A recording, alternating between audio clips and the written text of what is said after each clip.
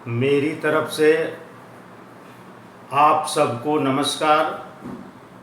इस वीडियो में आप सबका स्वागत है, हार्दिक अभिनंदन है। मित्रों, आज हम लोग भक्ति काल की कुछ महत्वपूर्ण बातों पर विचार करने की कोशिश करेंगे। जैसा कि हम जानते हैं कि भक्ति काल का पूरा काव्य स्वान्तः सुखाय को ध्यान में रखकर रचा गया है। भक्ति काल में जितने कवि हुए हैं, रचनाकार हुए हैं, उन सारे लोगों ने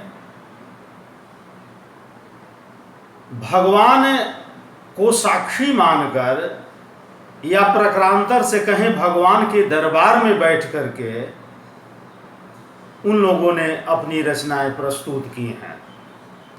कोई ऐसा कवि नहीं मिलता है जिसने स्वामिनः सुखाय रचना की हो, या कोई कवि ऐसा नहीं मिलता है जो किसी न किसी राजा के आश्रय में रह करके उसने अपनी रचना की हो।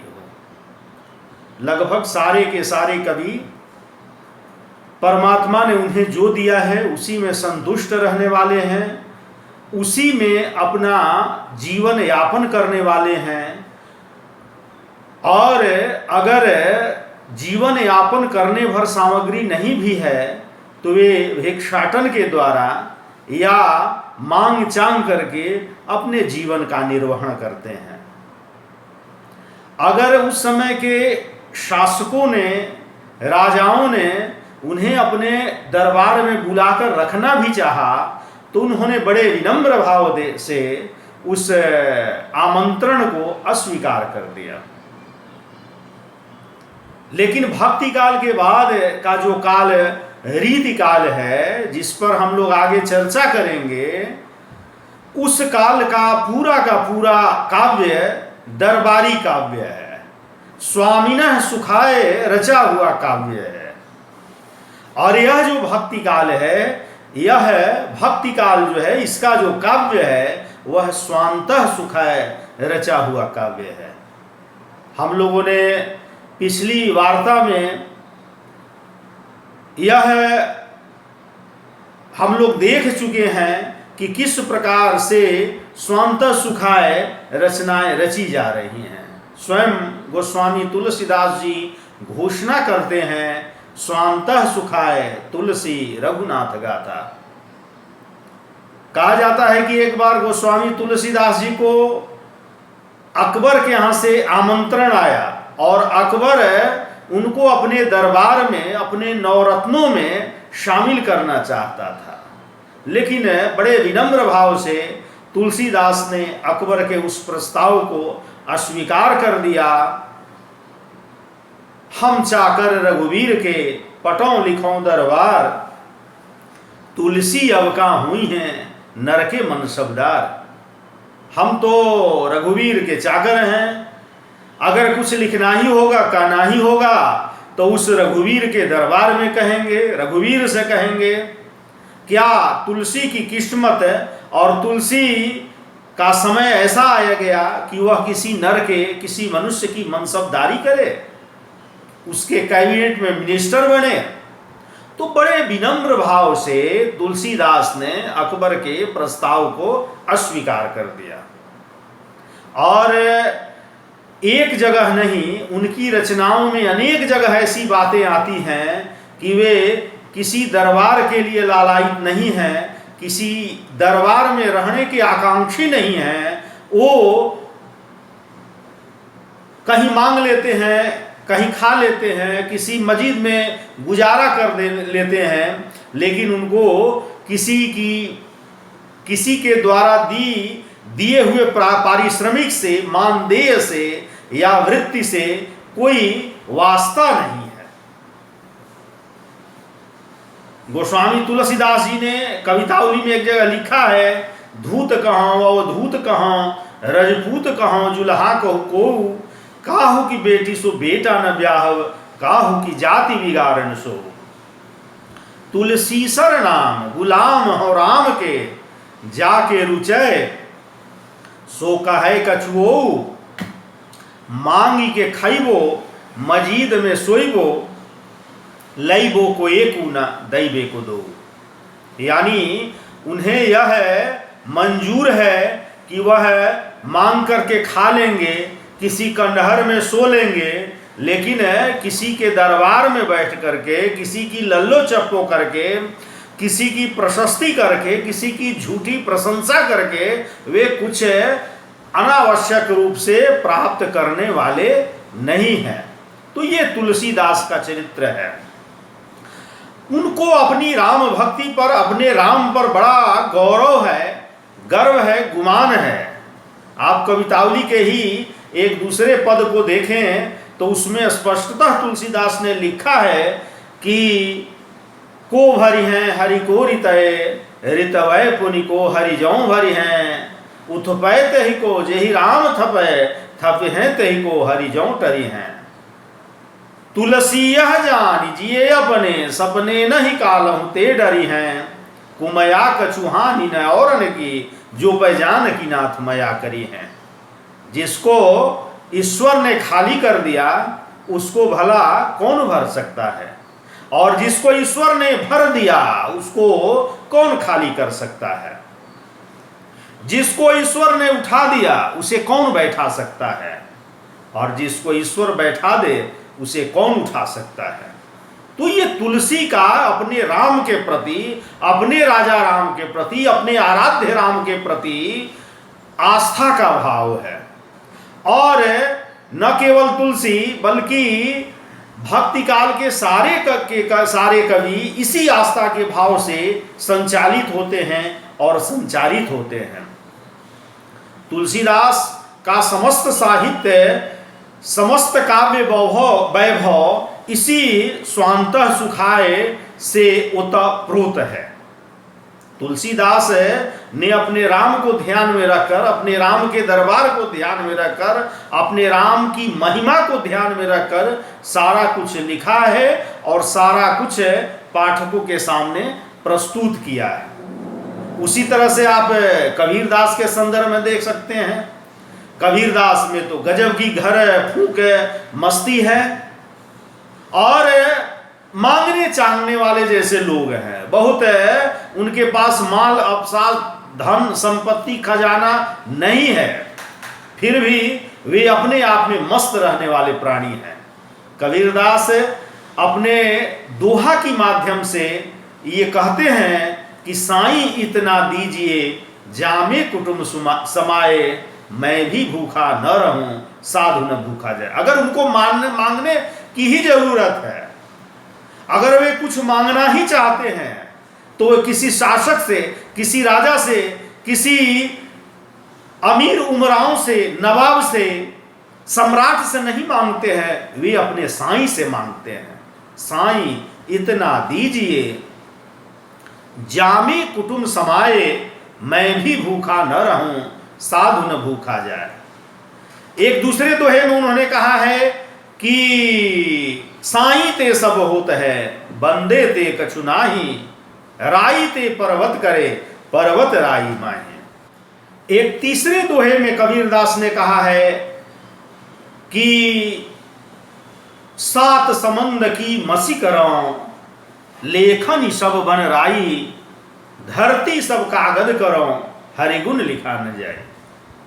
तो मेरे कहने का आशय यह है कि कबीर जैसे महान कवि किसी दरबार के आकांक्षी नहीं हैं, या किसी की कृपा को लक्षित करके अपने काव्य की रचना नहीं कर रहे हैं, या किसी के रहमो करम पर जिंदा रहने वाले नहीं हैं। उनमें एक गजब किस्म की मस्ती है, एक गजब किस्म का फक्कड़ पाना है, और अगर कुछ मांगना है, कुछ प्राप्त करना है तो अपने साईं से मांगने के आकांक्षी हैं, अपने साईं से मांगते हैं। और किसी लौकिक राजा या किसी लौकिक नवाब, सम्राट, अमीर उमराव, जमींदार, सामंत, जागीरदार से वे कुछ नहीं मांगते हैं।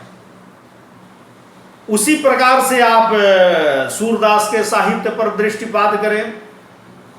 सूर्य ने अपने साहित्य में अपने आराध्य को ही सामने रख करके अपने सारे साहित्य को, समस्त साहित्य को प्रस्तुत किया है।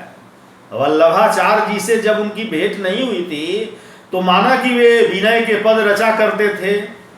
वे अपने पदों में कहा करते थे, मौसम कौन खुटिल खल कामी, जातन दियो ताहि विसरायो, ऐसो नोन हरामी। या प्रभु जी तुम मेरे अवगुण चित न धरो, या हाँ मेरे पतितन को नायक, या पतितन को टीको मेरे प्रभु, इस तरह की बातें करते थे। और वल्लभाचार्य जी के बाद जब वे सखा भाव से या प्रक्रांतर से कहें दास्य भाव से या अन्य भाव से जब कृष्ण चरित्र का गुणानुवाद करने लगे, फिर भी वे कुछ गर मांगना है, कुछ रंजन करना है, कुछ मनोरंजन करना है, अपनी भाव संवेदना को व्यक्त करना है, तो वे अपने प्रभु के दरबार में ही बैठ करके, अपने प्रभु के आगे बैठ करके ही उनसे मांगते हैं, उनको रिझाते हैं।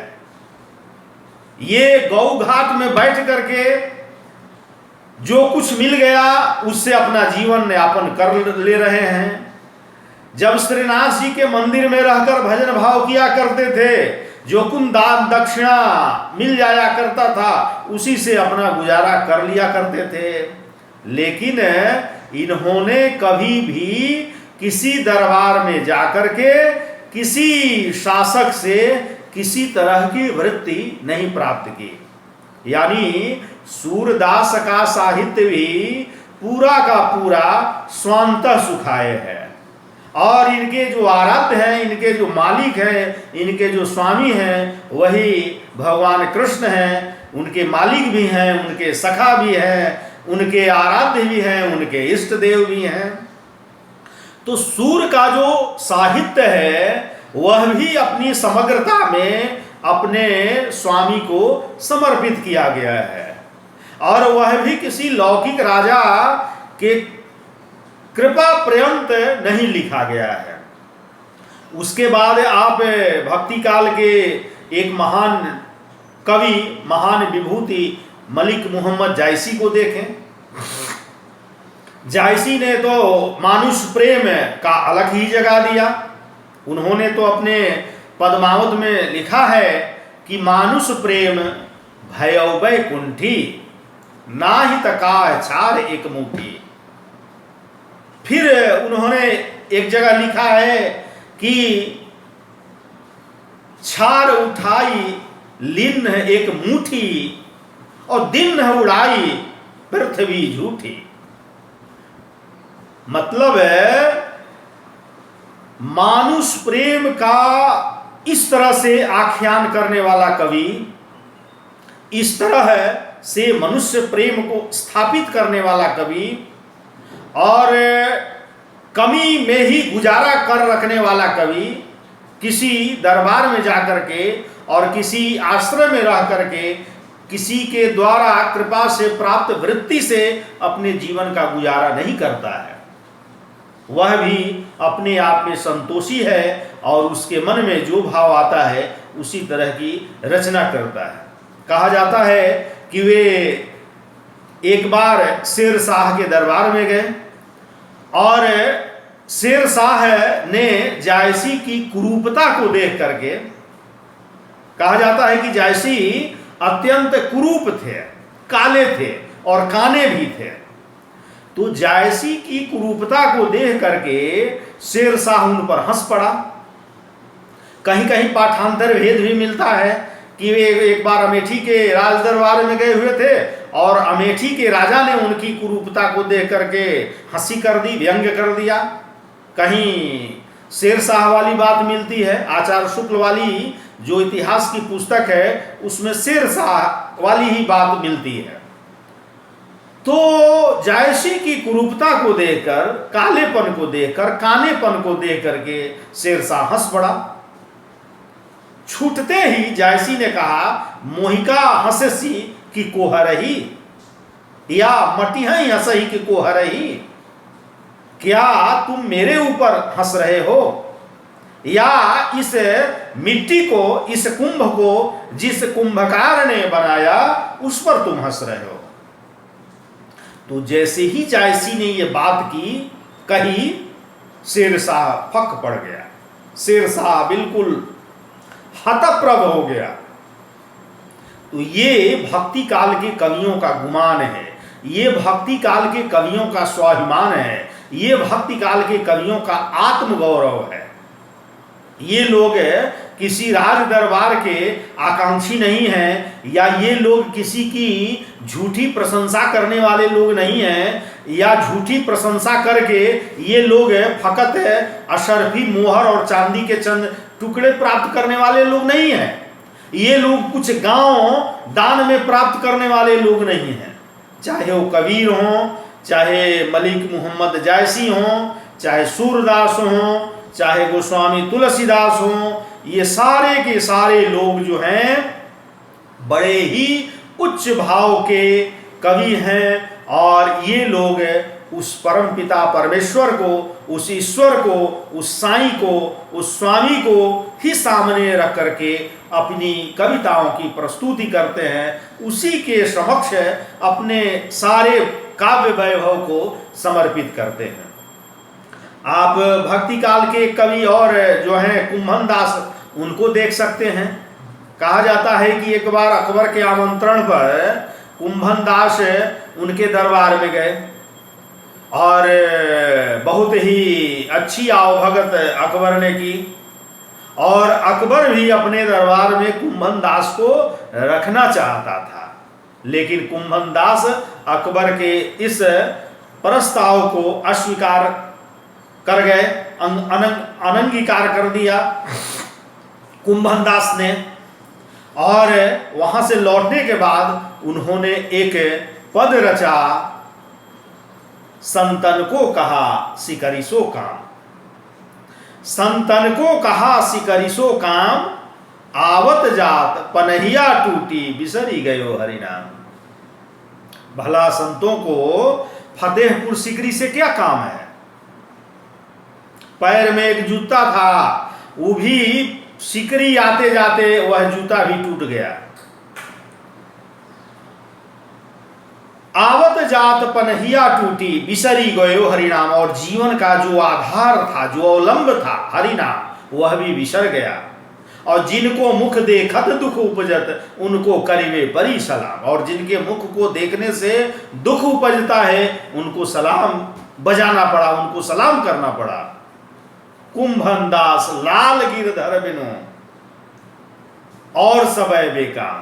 कुंभन दास कहते हैं कि गिरधर लाल के बिना इस संसार में सारे काम जो है बेकाम है, सारी चीजें जो है निरर्थक है, सारी चीजें व्यर्थ हैं।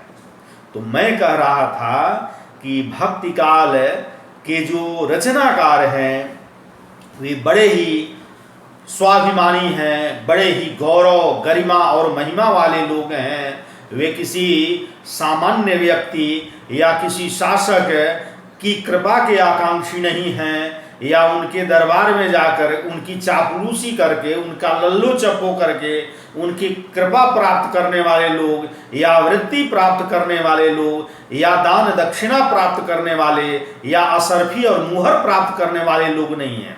ये सारे के सारे लोग जो है बड़े आत्माभिमानी हैं, बड़े ही स्वाभिमानी हैं, और अगर उनको कुछ मांगना ही होता है तो वे अपने आराध्य से मांगते हैं, अपने इष्ट देव से मांगते हैं। और इनका पूरा का पूरा जो रचना संसार है वह स्वांतः सुखाय की भावना से संबलित है, और स्वांतः सुखाय की भावना को सामने रख करके ही रचा जा रहा है। आप भक्ति काल के पहले आदि काल में जाएं और आदि काल के कुछ कवियों को देखें, खास करके रासो परंपरा के कवि, तो वे भी किसी न किसी राजा के आश्रय में रहते हैं और उनके आश्रय में रह करके उनकी प्रशंसा करते हैं। राजा अगर कृपण है तो वे उसको महादानी के रूप में उसकी प्रशंसा करते हैं। राजा सियार से भी ज्यादा डरपोक है तो उसको शार्दू की तरह, सिंह की तरह उसके ऐश्वर्य की, उसके बल का बखान करते हैं। लेकिन भक्ति काल का जो कवि है वह अपने आप में बड़ा ही आत्माभिमानी है, बड़ा ही स्वाभिमानी है, और उसके मन में जो भाव आता है उसी भाव को वह कविता के रूप में हमारे सामने परोसता है। और ये सारी की सारी चीजें जो हैं भक्ति काल के प्रायः सभी रचनाकारों में दिखाई देती हैं। तो मैं चर्चा कर रहा था कि भक्ति काल के प्रायः सारे कवि स्वांतः सुखाय की भावना से प्रेरित होकर के अपनी रचनाओं को हमारे सामने प्रस्तुत करते हैं। वे किसी दरबार के आकांक्षी नहीं हैं, वे किसी के दरबारी बन करके रहना उनको गंवारा नहीं है, वे किसी शासक, सम्राट, राजा, नवाब, अमीर उमराव की कृपा के आकांक्षी नहीं हैं। वे अपने मनोभाव के अनुसार काव्य चिंतन करते हैं, साहित्य चिंतन करते हैं, और कदाचित यही कारण है कि भक्ति काल को स्वर्ण युग कहा जाता है। उनके साहित्य को इतना महत्व दिया जाता है, इतना मूल्य दिया जाता है। उन्होंने काव्य को, उन्होंने भाषा को, चाहे वो भाषा ब्रज भाषा हो या फिर अवधी हो या अन्य बोलचाल की भाषाएं हों, सबको शीर्ष पर पहुंचाया। उनकी भाषा में गजब का गर्व है, गजब की दर्पोक्ति है और गजब का गुमान वाला भाव है। कहीं भी उनकी भाषा लल्लो चप्पो वाली या कृत्रिम या बनावटी या छद्म प्रकार की नहीं है। उनके मन में, उनके अंतःकरण में जो भाव है उसी को वो कविता के माध्यम से प्रस्तुत करते हैं। एक चीज और है, गौरतलब है भक्ति काल के इन कवियों के विषय में कि भक्ति काल के कवि, खास करके तुलसीदास जैसे कवि, शास्त्र के बहुत बड़े पंडित हैं। काव्य कविता की हर बारीकी को वे जानने वाले हैं, फिर भी अपने को अत्यंत दीनहीन रूप में या अपने को बिल्कुल अमर्मज्ञ रूप में या नहीं जानने वाले के रूप में प्रस्तुत करते हैं। आप देखिएगा रामचरितमानस में उनकी कुछ पंक्तियों को तो ये रहस्य जो है, ये तथ्य जो है आपको दिखाई देगा। जैसे तुलसीदास जी ने एक जगह लिखा है कि कवि न हो नहीं बचन प्रवीणो, सकल कला सब विद्याहीनो, आखर अर्थ अलंकृत नाना, छंद प्रबंध अनेक विधाना, भाव भेद रस भेद अपारा, कवित दोष गुण विविध प्रकारा, कवित विवेक एक नहीं मोरे, सत्य कहें लिख कागज कोरे। तुलसीदास इन पंक्तियों के माध्यम से यह स्पष्ट करना चाहते हैं कि मुझे कला का, अलंकार का, रस का, काव्य का, काव्य विवेक का कुछ जानकारी नहीं है, लेकिन हम विचार करके ये देखते हैं कि उनको सारी चीजों की जानकारी है। वे सारी चीजों के अत्यंत मर्मज्ञ हैं, मर्मी हैं, सुजान हैं, फिर भी वे अपने को इस रूप में प्रस्तुत करते हैं। और तुरंत आप भक्ति काल के बाद का जो काल है, रीति काल है, उस काल में आप जाकर के देखेंगे कि उस काल का कवि अगर कम भी जानता है तो वो ज्यादा जानने वाले के रूप में अपने को परोसता है, अपने को अभिव्यक्त करता है। भक्ति काल में और रीति काल में ये बहुत बड़ा अंतर है कि भक्ति काल का कवि जहां ज्यादा जानता है और ज्यादा जानने के बाद भी अपने को कम जानने वाले के रूप में प्रस्तुत करता है और बिल्कुल विनम्र भाव से इस चीज को व्यक्त करता है, वहां रीति काल का कवि जो है पांडित्य प्रदर्शन में अपने को फक्र का अनुभव करता है और वह नहीं भी जानता है उसको जानने का स्वांग रचता है। तो ये बुनियादी फर्क है। दूसरी तरफ आप देखिएगा जिस स्वांत सुखाय की हमने रचना की वो स्वांतः सुखाय भक्ति काल के प्राय सभी कवियों में दिखाई देता है। लेकिन अब तुरंत आप रीति काल में चले जाइए तो रीति काल के प्राय सारे के सारे कवि जो हैं वो राजाश्रयी कवि हैं, किसी न किसी राजा के दरबार में रहते हैं, किसी न किसी राजा के आश्रय में रहते हैं और आश्रय दाता की प्रशंसा में, श्लाघा में अपनी कविताई कर रहे हैं और अलंकार की, कला की, श्रृंगार की, रस की अजस्र धारा बहा रहे हैं। रीतिकाल के जितने कवि हैं, जितने रचनाकार हैं, प्रायः सारे रचनाकार राजाश्रयी कवि हैं।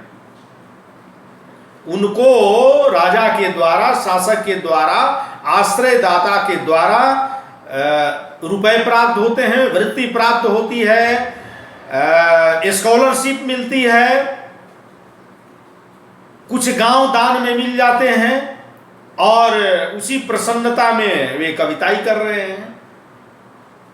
मतलब है स्वामिना सुखाय उनकी रचना हो रही है। स्वामी कैसे सुखी हो, स्वामी कैसे प्रसन्न हो, मालिक कैसे प्रसन्न हो, कैसे उस आश्रयदाता का रंजन बंधन हो, उसी को सामने रख करके वे अपनी रचना को परोसते हैं। तो ये बहुत बड़ा बुनियादी फर्क है भक्ति काल की रचना में और रीति काल की रचनाओं में। माना कि रीति काल में अलंकार का, रस का, शब्द चमत्कार का, शब्द वैचित्र का, अतिशयोक्ति का, अतिरंजना का और भाषा के और बहुत सारे विविध पक्षों का, शब्द शक्तियों का उत्कर्ष जन्य रूप सामने आता है। लेकिन कहीं न कहीं ये सारा रूप जो है वह स्वामिना सुखाय रचा गया है, अपने आश्रयदाता की प्रशंसा में या उसको लक्षित करके रचा गया है। भक्ति काल में स्थिति बिल्कुल भिन्न है। भक्ति काल का जो रचनाकार है वह बहुत ज्यादा जानता है, फिर भी अपने को कम जानने के रूप में, जानने वाले के रूप में प्रस्तुत करता है। वह अपने पांडित्य का भोंडा प्रदर्शन नहीं करता, वह अपने पांडित्य को किसी की चापलूसी में, लल्लो चप्पो वाली भाषा में खर्च नहीं करता, किसी का अनावश्यक रंजन बंधन नहीं करता, वह कोई चीज मांगने के लिए अपनी कविताई नहीं करता। अगर उसको मांगना ही है तो वह अपने इष्ट देव से, अपने आराध्य से ही मांग करके तुष्ट और पुष्ट हो जाता है। तो ये चीजें जो है भक्ति काल में दिखाई दे रही हैं कि वह स्वांतः सुखाय रचना करता है। भक्ति काल के पहले आप आदि काल में देखेंगे तो आदि काल के बहुत सारे कवि स्वामिना सुखाय रचना करते हैं।